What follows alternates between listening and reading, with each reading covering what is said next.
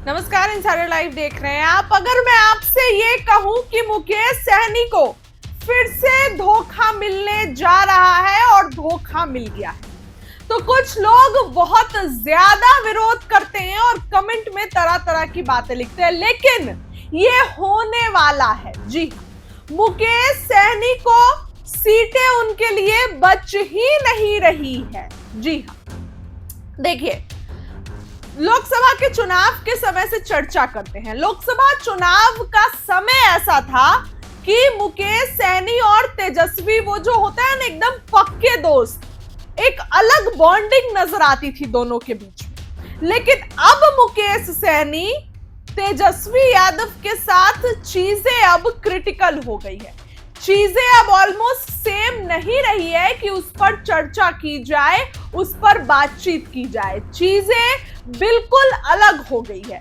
ऐसा मैं इसलिए बोल रही हूं क्योंकि मुकेश सहनी के खिलाफ में अब बातें होने लगी है। देखिए, तेजस्वी यादव ने आज जब प्रेस कॉन्फ्रेंस की थी तो उनके बगल में अब्दुल बारी सिद्दीकी बैठे हुए थे। तो कहीं ना कहीं अब्दुल बारी सिद्दीकी, और ऐसे भी पार्टी में महत्वपूर्ण भूमिका निभाते हैं अब्दुल बारी सिद्दीकी, तो अब्दुल बारी सिद्दीकी ने ही बयान दिया कि मुकेश सहनी डिप्टी सीएम नहीं होंगे।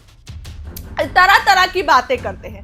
अब महागठबंधन में सीटों के बंटवारे को लेकर आते हैं। देखिए, 150 सीट पर तेजस्वी चुनाव लड़ रहे हैं, आरजेडी लड़ेगी, और 60 सीटों पर कांग्रेस लड़ेगी। तो ये 210 होता है। उसके बाद जो सीटें बच रही हैं, उस सीटों में कुछ माले विधायकों को भी सीट जाएगी और जेएमएम को भी सीटें देनी पड़ेगी। जेएमएम को भी कुछ सीटें देनी पड़ेगी, क्योंकि पिछली झारखंड में जब चुनाव हुआ था तो जेएमएम को 4 सीटें आरजेडी के वहां विधायक है। तो ये एहसान अब उतारने का समय आ गया है। आरजेडी अपनी भी कुछ सीटें देगी, मतलब कि यहाँ पर चुनाव लड़ने के लिए। बॉर्डर साइड वाला आप एरिया ले लीजिए, तो वो वहां पर जो है वो जेएमएम चुनाव लड़ सकती है। इसके बाद पशुपति पारस पर आई है। पशुपति पारस चिराग का कार्ड है, तो सीटें दीजिएगा ना उनको, क्यों नहीं दीजिएगा, देना पड़ेगा। मुकेश सहनी महागठबंधन से आउट होने जा रहे हैं। मुकेश सहनी महागठबंधन में चुनाव नहीं लड़ेंगे, ये मैं बोल रही हूं, क्योंकि मुकेश सहनी को एक तरफ भाजपा से भी ऑफर मिल रहा है और मुकेश सहनी के लिए खुल के खिलाफत हो रही है। मुकेश सहनी के लिए, देखिए, मुकेश सहनी के लिए अब्दुल बारी सिद्दीकी ने कहा कि नहीं बनेंगे मुकेश सहनी डिप्टी सीएम। तो मुकेश सहनी ने एक निजी चैनल से बातचीत के दौरान ये कहा था कि मैं सब चीज पे कॉम्प्रोमाइज कर सकता हूं, लेकिन डिप्टी सीएम पर कॉम्प्रोमाइज नहीं कर सकता।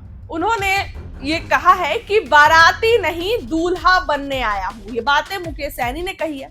तो मुकेश सहनी बिल्कुल अपना स्टैंड क्लियर रखे हुए हैं, लेकिन आरजेडी इस बिल्कुल उस स्टेज में नहीं है कि उनको दूसरे नंबर की कुर्सी दे या फिर 60 सीटें दे। 60 सीटें क्या, यहाँ तो 30 सीटें भी नहीं मिलने जा रही है, आधी भी नहीं मिलने जा रही है। अब मुकेश सहनी के जो वो ऐलान पे ऐलान कर रहे हैं, बार बार एजेंडा निकाल रहे हैं, ये कहीं ना कहीं दिखाता है कि मुकेश सहनी भी बहुत एक्टिव है।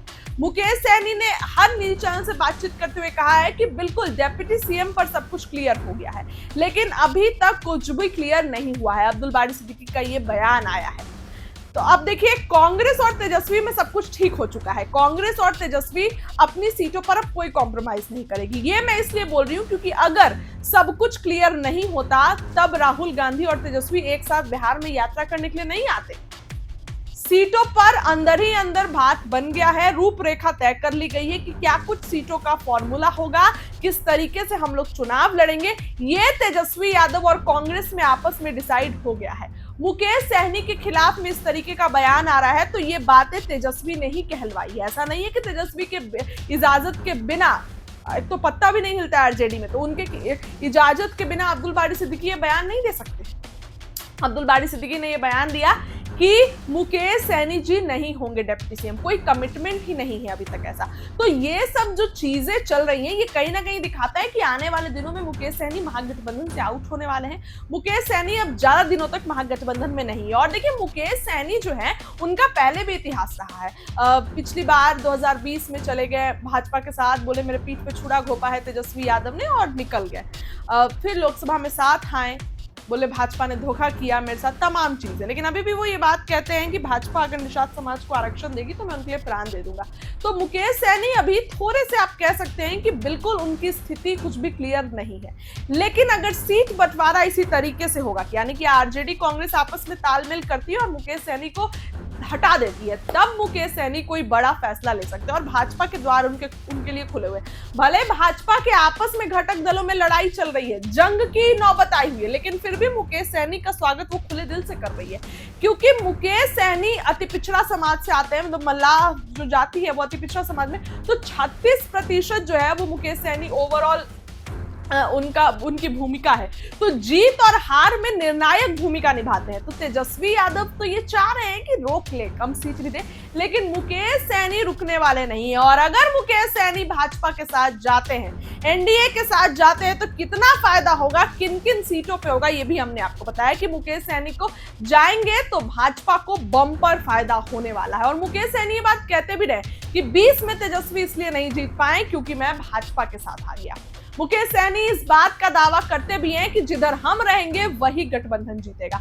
जिधर ये जो है मुकेश सहनी रहेगा वो गठबंधन की जीत पक्की है। तो मुकेश सहनी इस तरीके के दावे कर रहे हैं और इस तरीके की बातें कर रहे हैं। अब देखिए तेजस्वी यादव को अगर उनको डिप्टी सीएम बनाना तो इस बात को तेजस्वी क्लियर करते हैं अब्दुल बारी सिद्दीकी के बयान पे, लेकिन तेजस्वी ने अभी तक इस पर कोई भी बयान नहीं दिया है। पहले तो मुकेश सहनी 60 सीटों को लेकर कहते थे, कोई कुछ नहीं बोलता था, डिप्टी सीएम को लेकर कहते थे, कोई कुछ नहीं बोलता था, और मैंने खबर बताई कि सब कुछ क्लियर हो गया था, डिप्टी सीएम ही मान गए थे। लेकिन अब्दुल बारी सिद्दीकी ने बीच में ऐसा बम फोड़ा या किसी ने फुरवाया कि मुकेश सहनी डिप्टी सीएम नहीं होंगे। आरजेडी के बाद कांग्रेस दूसरे दल में, सबसे बड़े दल में आती है, तो 2 डिप्टी सीएम कांग्रेस से होगा, लेकिन मुकेश सहनी नहीं होंगे। दिन में ख्वाब नहीं पाले मुकेश सहनी, ये बातें अब्दुल बारी सिद्दीकी ने कही और तब से ही बिहार में सियासी संग्राम शुरू हो चुका है। तेजस्वी यादव ने अभी तक कोई बयान नहीं दिया है। देखने वाली बात होगी कि क्या कुछ बिहार के नेता प्रतिपक्ष तेजस्वी यादव इस पे आने वाले दिनों में कहते हैं और मुकेश सहनी क्या कुछ फैसला आने वाले दिनों में करते हैं, ये भी एक देखने वाली बात होगी। लेकिन आपको क्या लगता है, कमेंट सेक्शन में अपनी राय जरूर रखिए, वीडियो को लाइक करिए, चैनल सब्सक्राइब करिए और बहुत धन्यवाद। आज यूपी, बिहार, झारखंड में मैं जाता हूँ, एक भी निषाद का बेटा कलेक्टर नहीं है। अगर आरक्षण मिल गया होता तो दर्जनों निषाद का बेटा कलेक्टर होता, एसपी होता, एसडीओ होता, बीडीओ होता, सीओ होता, डॉक्टर होता, इंजीनियर होता। आज आरक्षण मिल गया होता, लोग आपको परेशान करता, मारता, पीटता, आप जाके उसके थाना में एक केस कर देते, आपको हेल्थ एक्ट उसको लगा देते, वो आपके पीछे पीछे आपके दरवाजे पे आ जाता। ये लाभ मिलता आपको।